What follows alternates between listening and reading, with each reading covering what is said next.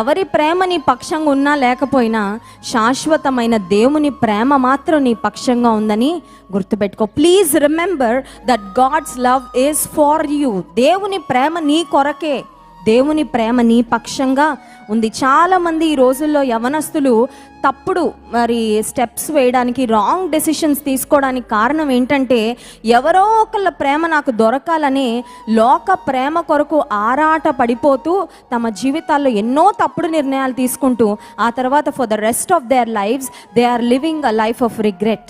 ఎందుకు అలాంటి నిర్ణయం తీసుకున్నానా, ఎందుకు ఆవేశంతో ఒక ఎమోషనల్ డెసిషన్ తీసుకొని ఈ పని ఎందుకు చేశానా అని జీవితాంతం బాధపడుతున్న యవనస్తులు ఎంతోమంది ఉన్నారు.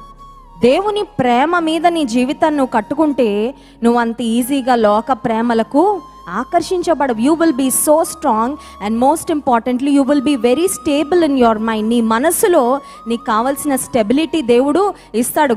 గాలికి చెదరిపోయే పొట్టు వలె నీవు ఉండవు. ఏ ఆలోచన వస్తే ఆలోచన ప్రకారం వెళ్ళిపోవడం, ఏం చేయాలనిపిస్తే అది చేసేయడం, అటువంటి చంచలమైన మనస్తత్వం నీలో ఉండదు. స్థిరమైన దేవుని ప్రేమ, లోతైన పొడవైన వెడల్పైన ఎత్తైన దేవుని ప్రేమ నీ పక్షంగా ఉందని నువ్వు గుర్తుపెట్టుకుంటే లోక ప్రేమల కొరకు తాపత్రయపడవు. కడప అనే ప్రాంతంలో ఈ సంవత్సరం ఫిబ్రవరి మంత్లో 3 దినాలు మీటింగ్స్ పెట్టడం జరిగింది.